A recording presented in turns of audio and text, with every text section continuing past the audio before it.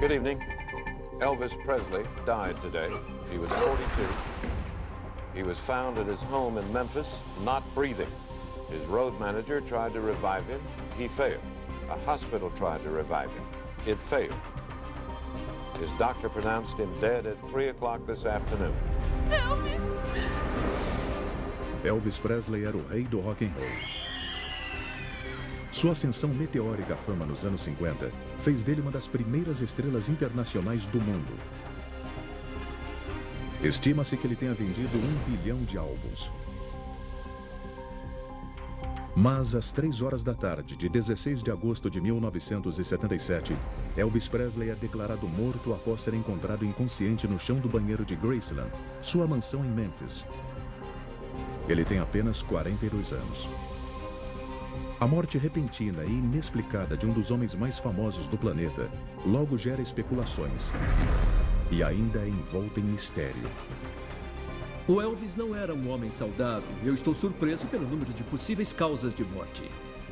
A maior parte dos órgãos estava com o dobro do tamanho que devia estar. Ele estava muito constipado e estava tomando vários remédios controlados. O desafio aqui é tentar compreender quais deles acabaram matando o Elvis Presley. Autópsia de famosos. Elvis Presley.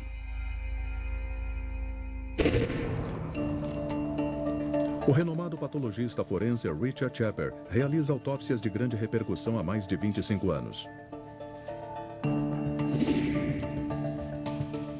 Ele foi o especialista que trabalhou nas mortes da princesa Diana, das vítimas dos ataques de 11 de setembro e na investigação do Domingo Sangrento. Esses são os documentos médicos que relatam a autópsia do Elvis e que, junto com outras informações que eu consegui, fornecem várias pistas de como Elvis levava a sua vida. E também revelam o motivo de sua morte precoce. Poucas horas depois de Elvis ter sido declarado morto, uma necropsia foi realizada em seu corpo. Mas, como a mídia de todo o mundo aguardava uma resposta, o resultado foi anunciado antes que o exame fosse concluído. Basically, it is a natural death and due to the cardiac arrhythmia, which is an irregular beating of the heart. Quase todo mundo morre como resultado de uma arritmia cardíaca que precede a parada final do coração. A questão é, o que causa essa arritmia? Quase 40 anos depois, mitos e lendas ainda cercam a morte de Elvis Presley. Mas o que realmente aconteceu durante as horas finais de sua vida? 4 da tarde, 15 de agosto de 1977, Graceland, na cidade de Memphis. Elvis acorda ao lado de sua noiva, Ginger Alden, de 21 anos e vencedora de concursos de beleza em Memphis. Ele agora entra nas últimas 24 horas de sua vida. Começar o dia no meio da tarde é típico do estilo desordenado de Elvis. No dia seguinte, ele começará uma turnê cansativa de 12 dias. As vendas de seus álbuns estão diminuindo e, apesar de ganhar milhões, Elvis enfrenta problemas financeiros. 50% de seus ganhos ficam com seu empresário, o coronel Tom Parker. As turnês são a única maneira de Elvis pagar suas dívidas. Para alguém que precisava estar fisicamente bem para as apresentações que fazia no palco, ele não estava com a melhor das formas. Apesar de não ter registro do peso na autópsia, estimavam que ele pesava cerca de 100 quilos, ou um pouco menos que isso. E com 1,80 m, ele tinha um IMC de 31 e estava na categoria obeso. Outro detalhe mostrado na autópsia é que ele tinha o colesterol alto, o que é associado à obesidade. Nos últimos anos, Elvis tem brigado com a balança. Quando ele começou a engordar, eu fiquei muito preocupado com ele. O Elvis não era do tipo que conhecia a gastronomia. Ele gostava de comidas suíças comuns. Elvis adorava alimentos com muita gordura, alto colesterol e poucas fibras. Ele supostamente comia de tudo, de frango frito e cheeseburger a sanduíches gigantes com geleia, bacon e creme de amendoim. Ele tinha funcionários para fazer comida para ele 24 horas por dia e podia se esbaldar com comida sempre que quisesse. Elvis Aaron Presley nasceu no sul dos Estados Unidos em 1935. Seus pais o criaram com comida sulista caseira e com a música gospel tradicional que ele cresceu amando. Quando eu conheci ele, a gente tinha 12 anos e foi na aula de música do 2º grau. Eu não sabia o que era, mas eu pensava, esse cara é meio diferente. Em 1954, o rock and roll nasceu quando Elvis Presley, com 19 anos, surpreendeu o mundo com seu primeiro sucesso, That's Alright Mama. A música nunca mais seria a mesma. A personalidade do Elvis mudou quando ele pisou naquele palco. Ele virou um cara diferente e ele me chocou um pouco, porque eu não sabia que ele tinha tanto ritmo. Elvis conseguiu emplacar 18 singles no primeiro lugar e vendeu estimados 1 bilhão de álbuns. Se o Elvis cantasse no palco na sua frente, você ia pensar que ele estava cantando só para você. Isso é um dom. Ele era um homem lindo. Eu nunca vi uma foto que fizesse jus à aparência que ele tinha. Mas quando entrou na casa dos 40 anos, Elvis mostrava sinais claros de declínio físico e mental. As imagens icônicas do Elvis sempre mostraram seus cabelos pretos. Mas a autópsia revela que o cabelo dele foi tingido. Quando eu examinei o couro cabeludo do Elvis, o primeiro meio centímetro dos fios estava branco. O chefe de investigação médica, Dan Warlick, desempenhou um papel vital na autópsia de Elvis Presley. Além de ser uma das primeiras pessoas a chegar ao local da morte, ele ajudou o patologista a examinar e dissecar o corpo do cantor. O cabelo dele estava sendo pintado de preto, ou do que eu chamo de preto Elvis agora. Mas se ele deixasse o cabelo crescer sem pintar, seria todo branco. Branco como a neve. Thank you, dear. Love you too. Thank you. Aos 42 anos era de se esperar que o Elvis fosse meio grisalho. Mas o fato do cabelo ser todo branco é bem impressionante. Existem 2 motivos possíveis para isso. Primeiro, ele podia ter uma predisposição genética para o branco precoce. E segundo, o estresse. É provável que seja uma combinação dos 2. Memphis, cerca de 8 da noite, 15 de agosto de 1977. Os amigos e funcionários de Elvis, conhecido como a Máfia de Memphis, se reúnem em sua casa, Graceland. Na noite seguinte, eles cairão na estrada para a turnê, mas Elvis não subirá ao palco. Elvis tem também a companhia de sua filha de 9 anos, Lisa Marie, de seu casamento com Priscilla Presley, e de seu pai, Vernon. Eu me lembro do comentário. Está vendo tudo isso e o que eu tenho que fazer? Eu preciso cuidar de tudo para todo mundo continuar fazendo o que faz. Ele tinha grandes responsabilidades. Elvis sustentava muitos de seus parentes e amigos, e alguns deles moravam com ele em Graceland. Além disso, ele ainda mantinha 5 empregadas, um médico, enfermeiras, cozinheiras, seguranças, cabeleireiros pessoais e um piloto. A conta bancária do Elvis, quando ele morreu, tinha um pouco mais de $1 milhão. As pessoas diziam, nossa, ele só tem $1 milhão. Para onde foi todo o resto? Ele dava Cadillacs de presente. Ele me deu 2 Cadillacs e me pagou 2 cirurgias. Ele gostava de presentear, era generoso até demais. E se soubesse que você precisava de alguma coisa, mas tinha medo de pedir, ele se oferecia para te dar. Ele realmente gostava de dar presentes e ver a reação das pessoas. E em se tratando de dinheiro, ele tinha muita gente trabalhando na turnê com ele. Ele era o único responsável por levar o dinheiro. Esta carga financeira pesava bastante para Elvis. E para manter Graceland e seu séquito, ele precisava continuar trabalhando. Olhando os relatórios, eu não tenho muita certeza de que o Elvis estava em forma para voltar para a estrada. O exame dos órgãos, em especial, mostra descobertas interessantes. O fígado do Elvis tinha muita gordura, o que pode ser chamado de degeneração gordurosa. Um fígado com muita gordura quer dizer que ele não funciona corretamente. A gordura que devia ser processada pelo fígado está ficando presa nas células. O fígado dele estava muito grande, mas não parecia ter uma doença. E acabou não tendo nada na inspeção microscópica. O fígado do Elvis podia não ter nenhuma doença, mas estava muito grande. Ele pesava 3,5 kg, o dobro do peso normal de um fígado humano. E fazia muito tempo que eu não vi um fígado tão grande. A causa mais comum de um fígado grande assim é o abuso crônico de álcool, quando se bebe 1 litro ou mais de álcool por dia. O Elvis tinha uma espécie de estigma mental quando o assunto era álcool. Ele achava que era uma coisa que ele não queria usar. E um dos motivos dele não beber era ver como as pessoas se comportavam alcoolizadas, e tinha muito alcoolismo na família dele. Bom, se eu excluir o álcool, há outras várias causas possíveis para gordura no fígado. E a segunda mais comum é o abuso de drogas.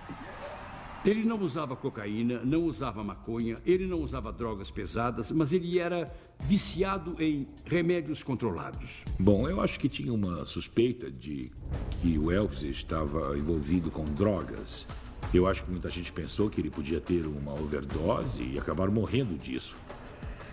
Será que o abuso de drogas controladas poderia ter levado à morte do rei do rock and roll? Em 16 de agosto de 1977, o rei do rock and roll, Elvis Presley, foi encontrado morto no chão do banheiro de Graceland, sua casa em Memphis, no Tennessee. O mundo ficou perplexo com a morte repentina do ídolo. Ele tinha apenas 42 anos. Agora, o patologista forense Richard Chapper investiga a autópsia de Elvis Presley, desvendando como foram as últimas horas de sua vida para revelar o real motivo de sua morte misteriosa. Com base nos documentos médicos, fica claro que o Elvis não era saudável, mas eu não vejo nenhuma causa imediata para sua morte. Ele estava obeso, provavelmente como resultado de uma dieta pobre. E também estava com o fígado muito grande, o que pode ser por causa da alimentação ruim. Mas essa alteração hepática também pode ter sido causada por abuso de drogas. 10h30 da noite, 15 de agosto de 1977. Elvis está com uma dor de dente extrema e, apesar de ser tarde, ele decide consultar um dentista. Ser Elvis Presley significa que todos estão à sua disposição 24 horas por dia. O Elvis tinha um estilo de vida incomum. Ele ficava acordado a noite toda e dormia o dia todo. No mundo da música e do entretenimento, tudo começa à noite. Depois ele tinha que descansar e era o estilo dele. E era mais fácil para ele ir aos lugares, porque durante o dia, onde quer que ele fosse, era um caos total. Uma multidão cercava ele e ele ficava preso, tendo que dar 1 milhão de autógrafos. Mas evitar ser cercado por fãs não era o único motivo de seu estilo de vida noturno. Elvis sofria de insônia crônica. Eu tenho aqui o exame toxicológico indicando que acharam impressionantes 9 drogas controladas no corpo do Elvis quando ele morreu. E 4 delas eram muito usadas para tratar a insônia. Não era incomum, nos anos 70, que as pessoas tomassem um remédio para dormir à noite. Mas tomar 4 deles era incomum. O problema é que todos eles são altamente viciantes. O Elvis achava que, como era um remédio prescrito, não fazia mal a ninguém. E ele tinha dificuldade para dormir, então tomava esses remédios. Uma noite, às 2 da manhã, ele me ligou poucos dias antes de morrer e pediu para eu ir à casa dele. Fui até lá e falei: "Qual é o problema, querido?" Ele falou que não conseguia dormir. Coloquei minha mão no braço dele e falei: "Tá bom." Finalmente, lá pelas 6h30, ele falou: "Acho que estou bem agora." Os soníferos funcionam deprimindo o sistema nervoso central, fazendo a pessoa ficar sonolenta e muitas vezes cair no sono. Normalmente, qualquer tipo de sonífero faz uma pessoa dormir. Mas, com o tempo, o Elvis desenvolveu uma tolerância. E aí precisava tomar mais para poder dormir. Elvis tinha um histórico de sono interrompido que datava de sua infância. Mas na tenra idade de 23 anos, sua insônia foi intensificada quando seu mundo desabou. Ele ficou totalmente arrasado quando a mãe dele morreu. Ele até pegou uma peça de roupa dela e ficou com ela perto do coração. Ele chorou por 2 dias. E chorou sem parar. Eu nunca vi um cara daquele jeito por causa da morte da mãe. Ele era doido pela mãe. Ele adorava a mãe dele. Isso ficou evidente em toda a conversa que tivemos. Eu acho que ele sentiu que não podia continuar sem ela. Se a mãe do Elvis não tivesse morrido tão cedo, existia uma boa chance do Elvis ainda estar vivo hoje. Foi uma grande perda e um vazio enorme na vida desse homem. Ele não sabia como preencher esse vazio e usava qualquer vício que estivesse disponível, achando que fosse suprir essa perda. Mas as drogas para dormir não eram os únicos remédios que Elvis estava tomando. No exame toxicológico, também vi que ele estava tomando um remédio chamado diazepam, também conhecido como Valium, que é uma droga ansiolítica bastante comum. Ele também tomava amitriptilina, que é um medicamento usado para tratar a depressão. A presença e a combinação desses dois sugere um homem que sofria de ansiedade extrema e depressão. Estudos já demonstraram que quando se tem um sono interrompido, isso pode provocar todo tipo de problema fisiológico e psicológico, como ansiedade. E algumas pessoas sofrem de depressão quando não conseguem dormir. E se ele sofria de insônia e tinha um estilo de vida em que ficava acordado a noite toda, isso teria afetado totalmente o humor dele. À 00:28, Elvis retorna do dentista para Graceland, possivelmente com um analgésico. O fã Robert Call tira a última foto de Elvis vivo. Ele teria cerca de 9 horas de vida.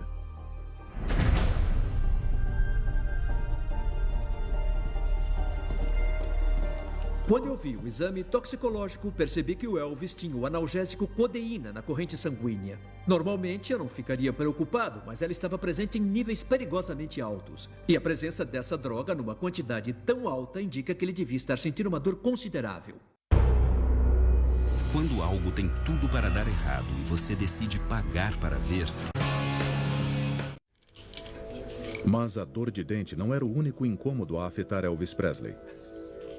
Ele estava escondendo um segredo excruciante por trás de seus lendários óculos escuros. Analisando os relatórios médicos, eu percebi que o Elvis estava sofrendo de uma doença ocular agonizante, conhecida como glaucoma. O glaucoma ocorre quando existe algum tipo de obstrução no sistema de drenagem dos olhos, o que aumenta a pressão intraocular e pode causar muita dor. Essa dor nos olhos e a dor de dente podem ser o motivo para ele ter tomado tanta codeína.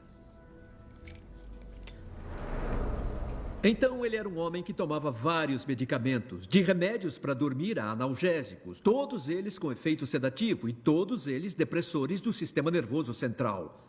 E eu até me pergunto como é que ele conseguia sair da cama. 2:15 da manhã. Elvis liga para seu médico pessoal, George Nikolopoulos, conhecido como Dr. Nick. Sabe que eu tô com muita dor de dente. Murmurando e um tanto confuso, ele consegue pedir mais remédios ao Dr. Nick, incluindo analgésicos. O médico, leal, prontamente arranja uma prescrição. Eu tenho uma cópia da prescrição que foi feita pelo Dr. Nick para o Elvis na noite anterior à morte.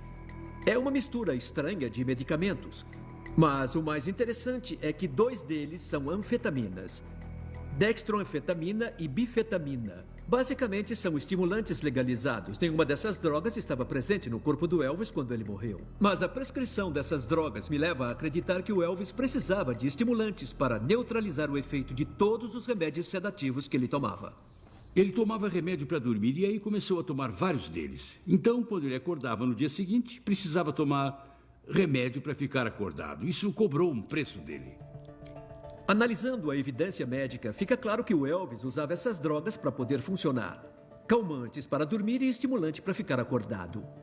Nós agora sabemos que é muito perigoso usar drogas dessa maneira e que isso causa danos físicos e psicológicos a longo prazo.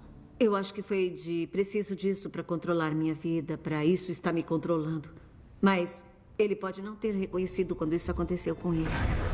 Elvis podia estar usando vários medicamentos controlados para regular seu estilo de vida, mas, com exceção da codeína, eles estavam presentes em baixas quantidades. Nenhum deles, isoladamente, põe a vida em risco. No entanto, havia uma droga potencialmente letal no organismo de Elvis.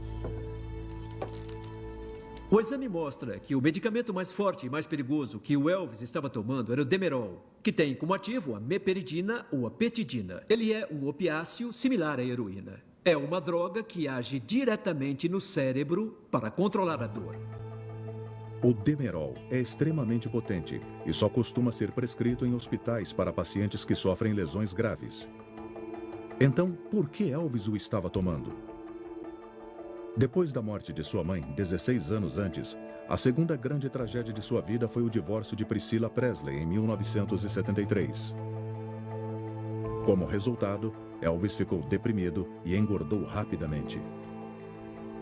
Pode ser que ele tenha sentido mais uma perda na vida depois da mãe dele e de outras coisas, mas eu acho que o que deve ter ferido ele foi o fato de outro homem chegar e afastar a Priscilla dele.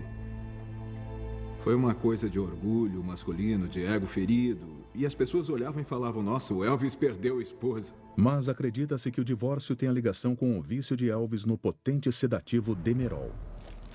O Demerol é um remédio muito potente e, tomando ele, o Elvis podia se sentir desorientado e tonto. É uma droga associada ao vício. Numa overdose pode causar a morte. Mas essa droga não estava presente no sangue dele, só estava no fígado e nos rins. Então, ele não tomou nas últimas 24 horas de vida. Por isso, o Demerol não teve um papel direto na morte do Elvis. 3 horas da manhã. Elvis liga para seu meio-irmão Rick Stanley, pedindo que ele pegue a prescrição médica. Elvis escondia outro segredo. Ele obtinha medicamentos controlados de várias fontes. O Dr. Nick era um bom médico, mas tinha 2 médicos ruins que mandavam remédios para Graceland e os funcionários de lá davam para o Elvis. O Dr. Nick descobriu isso. Então ele ligava para a gente e a gente ia lá à tarde da noite, tirava o medicamento das cápsulas e colocava açúcar no lugar. Mas o Elvis percebeu, porque o remédio não estava fazendo efeito. Se o Elvis não conseguia o que queria com o Dr. Nick, ele pedia para outro médico. Então o Dr. Nick falou, eu vou ficar por perto e tentar controlar isso. As pessoas achavam muito difícil falar não para o Elvis Presley. Ele controlava os médicos dele e dizia exatamente o que eles deviam receitar para ele. O foco exclusivo era conseguir o que eu preciso para ajudar a me manter. E um estado de negação de que ele estava abusando das drogas e que fazia de tudo para conseguir elas. Ele não ia bem num show porque não conseguia falar direito ou tinha problemas com os passos. Ele se esquecia das letras, mas até se saía bem, porque ria disso e o público pensava, tá bom, entendemos a piada, beleza. Mas não era uma piada, era ele que estava fora de forma nos últimos anos. 4 da manhã, 16 de agosto de 1977. Elvis tem somente horas de vida. A maior parte das pessoas em Graceland, a casa de Elvis, está dormindo, incluindo seu pai Vernon e sua filha Lisa Marie. Mas Elvis está totalmente alerta. Por mais bizarro que seja, ele decide jogar raquetebol. Seu primo Billy Smith e a esposa Joe estão acordados e vão jogar com ele. Elvis acha que praticar o esporte vai reduzir seu peso e mantê-lo em forma. Ele se sente pressionado, já que deve subir ao palco em Portland, no Maine, na noite seguinte, iniciando sua turnê. Eu acho que voltar para o palco deu o incentivo e a vontade de perder peso e voltar à forma. Mas foi tarde demais. 4:30 da manhã. Apesar de a intenção de jogar raquetebol ser boa, o efeito no corpo de Elvis não foi. Jogar raquetebol com certeza teria ajudado o Elvis a perder peso e entrar em forma. Mas a autópsia mostra que o coração dele tinha aumentado e as artérias do coração tinham um estreitamento de 50% devido a depósitos de gordura nas paredes. É uma doença conhecida como aterosclerose, comumente associada ao colesterol alto no sangue. E nós sabemos que o Elvis estava com o colesterol alto. Esse acúmulo de gordura nas paredes dos vasos sanguíneos impede que o sangue flua de maneira adequada pelo órgão e ele passa a perder a eficácia. É o caso específico do coração. Então o Elvis estava obeso, com o colesterol alto e o coração danificado. Isso significa que qualquer atividade física ou rotina de exercícios devia ser planejada com cuidado. 4:35 da manhã. Elvis vai à sala de piano com seu primo Billy, a esposa dele Joe e sua noiva Ginger. Como o astro de sempre, ele não resiste a entreter o grupo no piano. E foram as duas últimas músicas que ele cantou. O Billy falou que ele cantou Blue Eyes Crying in the Rain, uma música do Willie Nelson, e também Unchained Melody.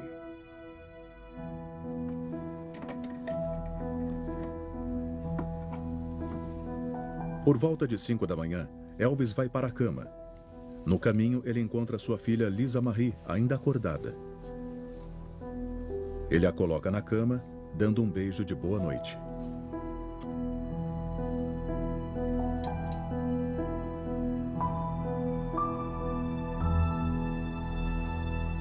Por que não tenta dormir?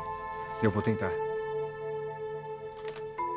Em seu quarto, Elvis liga para Rick, exigindo mais remédios para dormir. Rick entrega a primeira leva e Elvis tenta adormecer.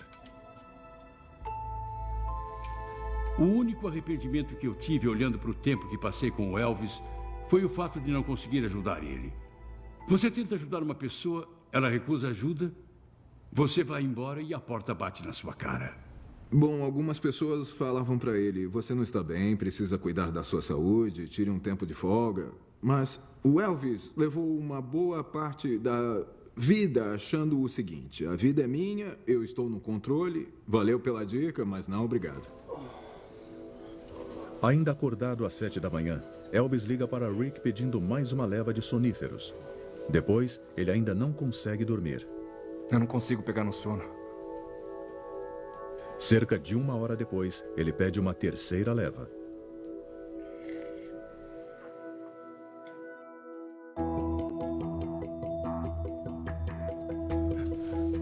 Apesar do grande número de pílulas que Elvis tomou, ele ainda não consegue dormir. E não é somente a insônia que o mantém acordado. A autópsia sugere que ele estava sofrendo de dor abdominal intensa. Às 9 da manhã, ele vai ao banheiro. Ginger volta a dormir sem saber que o rei do rock and roll pode estar a minutos de sua morte. Através das informações médicas, nós já sabemos que muitos dos órgãos internos do Elvis não estavam normais. Alguns estavam com o dobro do tamanho. E a mesma coisa aconteceu com o cólon, ou com o intestino grosso. Em um exame, o tamanho normal deve ser 7,5 centímetros. O do Elvis estava distendido com quase 13 centímetros e estava cheio de um material cinzento parecido com giz. Ele provavelmente não defecava fazia vários dias. Isso pode ser muito desconfortável e até muito doloroso. E este problema potencialmente perigoso era conhecido. Parecia argila no intestino dele. Eu acho que ele não ia conseguir. Eu acho que seria necessária uma intervenção médica muito séria para limpar o órgão. O Dr. Nick tentou levar alguns médicos para Memphis para operar o Elvis e reduzir o cólon dele. E eles falaram: temos medo de operar o Elvis. O homem é um astro. Se acontecer alguma coisa, vamos ter problemas. Então, não operaram. Ele tentou resolver com remédios, mas não adiantava e foi ficando pior. Quando se toma um analgésico opiáceo, como a codeína, em algum antidepressivo, eles podem ter um efeito no sistema digestivo, fazendo ele ficar muito lento. Em outras palavras, o trânsito intestinal normal fica afetado. E o intestino fica inchado de tantas fezes, podendo se distender. Nós podemos ver que isso aconteceu com o Elvis, e ele com certeza tinha um caso extremo de constipação. 9h05 da manhã. Agora, Elvis deve estar sentindo um desconforto extremo e nenhum movimento em seu intestino. Ele estava lendo um livro, e não era o tipo de livro que alguém dorme enquanto lê. Ele falava sobre posições sexuais de acordo com os signos do zodíaco.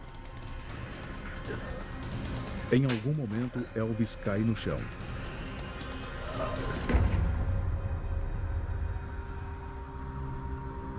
Ele estava deitado do lado esquerdo, com os joelhos dobrados, não na posição fetal, mas com o joelho direito em cima do esquerdo, no chão, com o rosto contra o chão.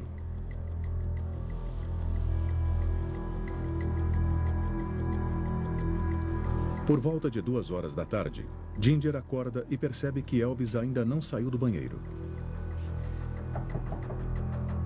Elvis? Elvis? Ele está sozinho há cerca de 5 horas. Ai, meu Deus, Elvis! Ai, meu Deus! Ginger o encontra inconsciente. Ele não está respirando. Nancy, vem me ajudar, ele está caído no chão. Ela aciona o alarme e pede ajuda no andar de baixo. Socorro! Socorro! O Sr. Elvis está precisando de ajuda! A empregada em serviço chama Al Estrada, um dos seguranças de Elvis, e Joe Esposito, seu produtor de shows. Eles viram Elvis, mas seu corpo está rígido e frio. Seu rosto e pescoço estão azuis. Eles tentam realizar a reanimação cardiopulmonar, mas sua mandíbula está muito dura e não abre. Eu acho que o Joe e o Al estavam vendo os primeiros sinais do rigor mortis, que é o endurecimento dos músculos que acontece por causa de uma alteração química em seu interior. E começa 3 ou 4 horas depois da morte. Analisando, eu acho que fica claro que o Elvis estava morto quando eles entraram no banheiro. Mas eles agiram bem em tentar a reanimação porque não tinham certeza. O pai de Elvis, Vernon, ouve a comoção e corre até o banheiro. Ai, meu Deus, Elvis! O Vernon ficou completamente perturbado com o que viu e ficava falando: por favor, não morra, por favor, não morra. Ele viu a condição do Elvis e já devia saber que aquilo não ia terminar bem. A Lisa Marie chegou, tentou entrar no banheiro e perguntou o que houve com meu pai. E a Ginger impediu.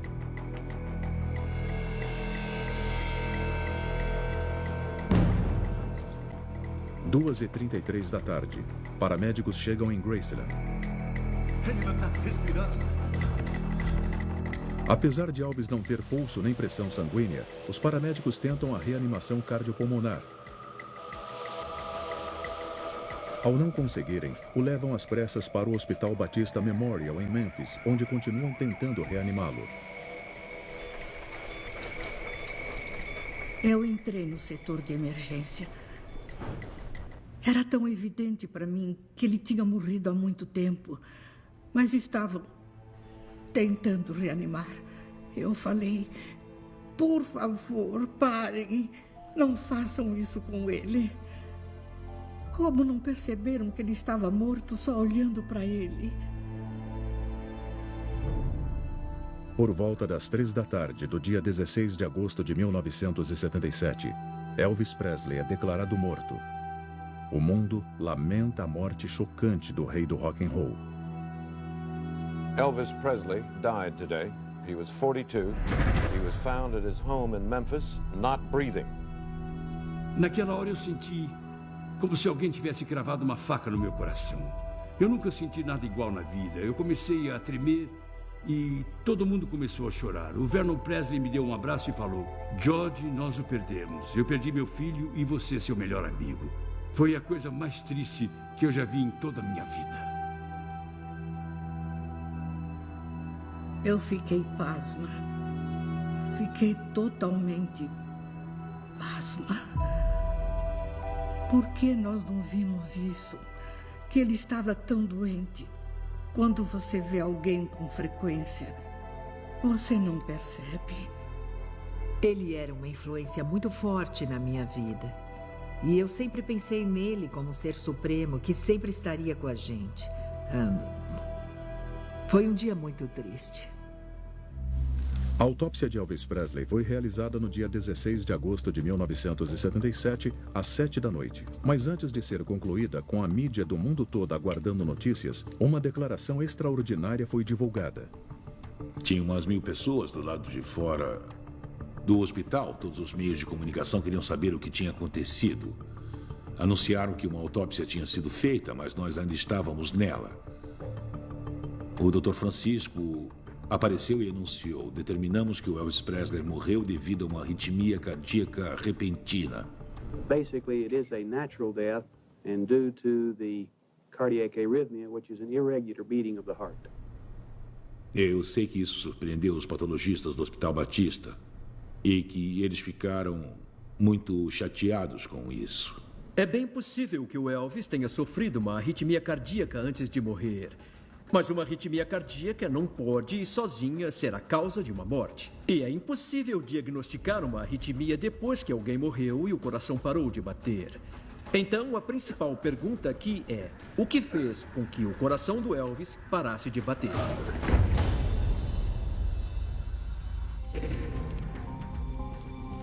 O Dr. Richard Shepard vem investigando a fundo os registros médicos de evidências-chave da autópsia de Elvis Presley. Até agora, eu estabeleci que o Elvis estava abusando de vários medicamentos controlados, incluindo antidepressivos, analgésicos fortes e sedativos. Ele sofria de insônia. Estava com o fígado inchado e tinha aterosclerose. Ele tinha dor de dentes e nos olhos e tinha uma prisão de ventre extrema. Mas eu ainda não consegui identificar exatamente o que causou a sua morte. Em casos de morte repentina que ocorrem no banheiro, uma das primeiras coisas que os patologistas investigam é a embolia pulmonar. A embolia pulmonar é causada por um coágulo de sangue que viaja das veias da perna e se aloja nas artérias de um pulmão, causando morte repentina. Nós sabemos que existe uma associação entre embolia pulmonar e a vítima ter vontade de ir ao banheiro. E o fato de o Elvis ter desmaiado depois de claramente ter ficado no vaso fez os patologistas sugerirem isso. Mas procuraram e não encontraram evidência de embolia pulmonar.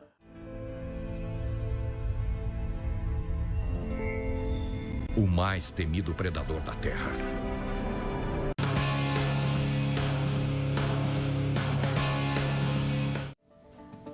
As evidências médicas e do local da morte podem se combinar para lançar luz sobre o que aconteceu nos últimos minutos e horas fatais quando Elvis estava sozinho no banheiro? A percepção pública foi de que ele morreu de overdose, porque o Dr. Nick escrevia montes e montes de receitas para tudo que ele queria. O exame toxicológico realmente indica que Elvis estava tomando várias drogas prescritas. Mas, quando o chefe de investigação médica Dan Warlick foi até o local da morte em Graceland, não encontrou sinais de pílulas no banheiro. Isso pareceu meio suspeito. Eu acho que alguém imaginava que ele podia ter uma overdose em algum momento. Então, existia um plano de contingência para lidar com aquilo se ele tivesse uma overdose e morresse. Dan Warlick não conseguiu descobrir nenhum sinal de abuso de drogas controladas. Mas foi capaz de fazer observações chocantes no local da morte, que ajudam a revelar por que e como Elvis morreu.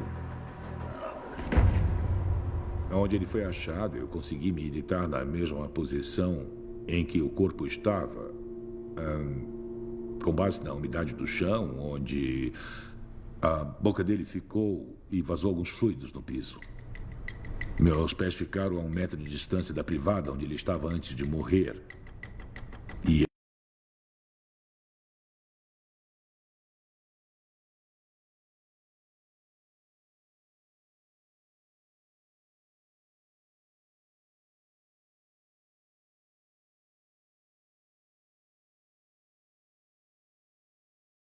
é muito importante.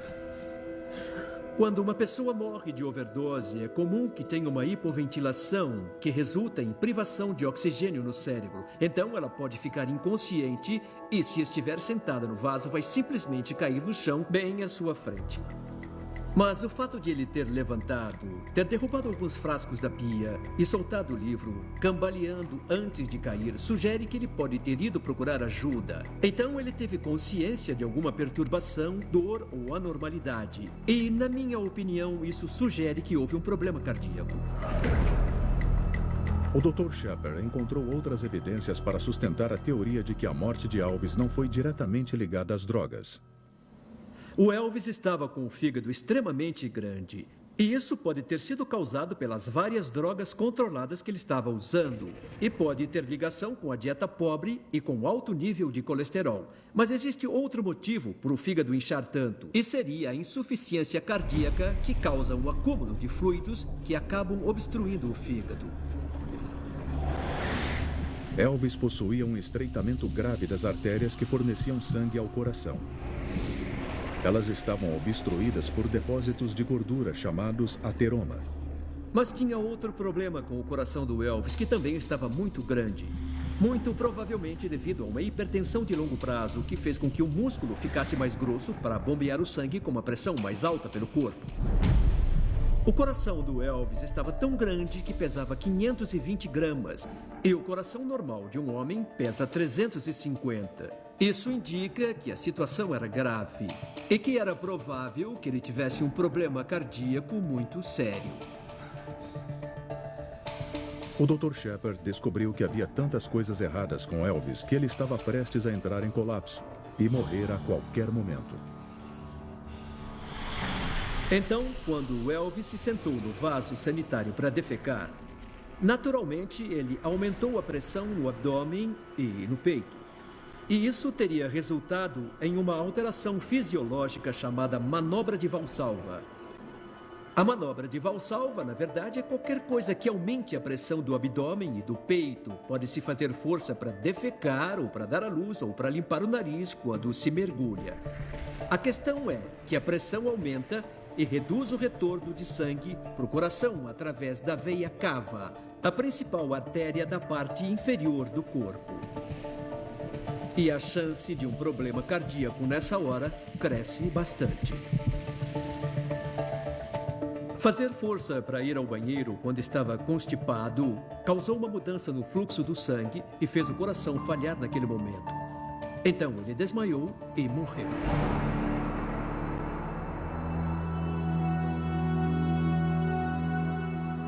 Ficou claro que era hora do Elvis ir embora. Foi uma cena bonita? Não.